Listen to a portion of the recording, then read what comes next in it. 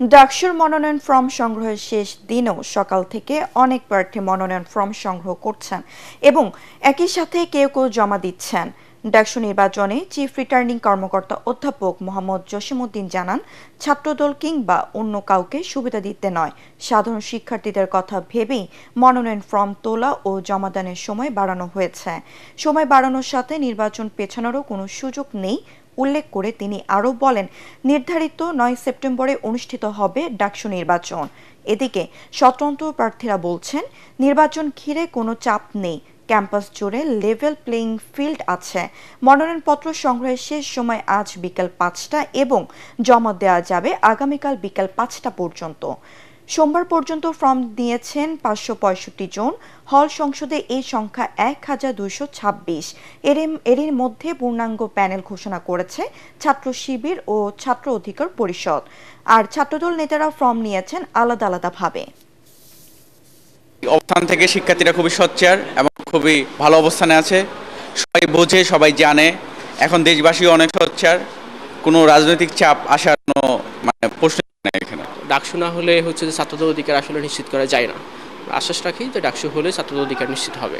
তফসিল ঠিক রেখে, অর্থাৎ লাস্ট ডেট ঠিক রেখে এর ভিতর একদিন দুদিন আমরা এদিক সেদিক করতে পারি ছাত্রছাত্রীদের সুবিধার্থে। যারা মনোনয়ন প্রত্যাশী ইলেকশন করবে তাদেরকে মোর ইনক্লুসিভ করার জন্য, যাতে কেউ বলতে না পারে এতদিন পর একটা ইলেকশন হচ্ছে আমি মনোনয়নপত্র নিতে পারলাম না, বা 5 মিনিটের জন্য 1 মিনিটের জন্য।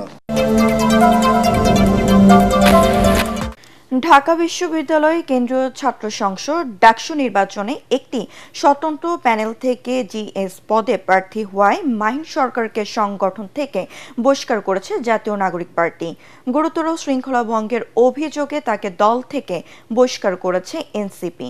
প্রার্থিতা ঘোষণার আগে মাহিন এনসিপির আহ্বায়ক নাহিদ ইসলাম ও সদস্য সচিব আক্তার হোসেনের অনুমতি নেয়নি। ডিইউ ফার্স্ট নামে একটি স্বতন্ত্র প্যানেল থেকে ডাকসুতে জিএস পদে প্রার্থী হওয়ার ঘোষণা দেন মাহিন সরকার। গতরাত 11টার দিকে এক সংবাদ বিজ্ঞপ্তিতে মাহিনকে বহিষ্কার করার কথা জানায় এনসিপি।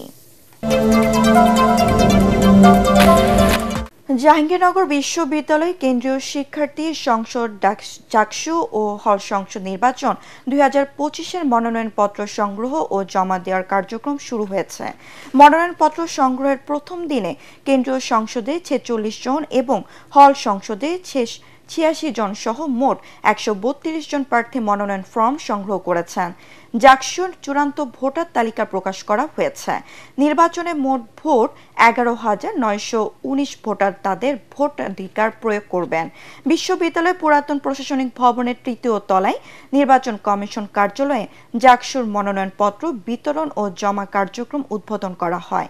একই সময়ে হল সংসদ নির্বাচনের মনোনয়নপত্র সংগ্রহ ও জমা নেওয়াও চলছে। বৈষম্য দূরীকরণ ও প্রাতিষ্ঠানিক সুবিধা বাস্তবায়নের দাবিতে চতুর্থ দিনের মতো কর্মবিরতি ও অবস্থান ধর্মঘট পালন করছেন রাজশাহী বিশ্ববিদ্যালয়ের শিক্ষক কর্মকর্তা কর্মচারীরা। সকালে প্রশাসনিক ভবনের সামনে কর্মবিরতি ও অবস্থান ধর্মঘট পালন কর্মসূচি শুরু করেন তারা। এতে বিশ্ববিদ্যালয়ের পরীক্ষা ছাড়া সকল বিভাগের কার্যক্রম বন্ধ রয়েছে। আন্দোলনরত শিক্ষকরা দেশের সকল বিশ্ববিদ্যালয়ের মতো রাজশাহী বিশ্ববিদ্যালয়ের সকল বৈষম্য দূর ও পোষ্য কোটা সুবিধা পুনর্বহালের দাবি জানান। বিশ্ববিদ্যালয়ের বিভিন্ন বিভাগের শতাধিক শিক্ষক কর্মকর্তা ও কর্মচারীরা চলমান এই কর্মবিরতি ও অবস্থান ধর্মঘটে অংশ নিয়েছেন।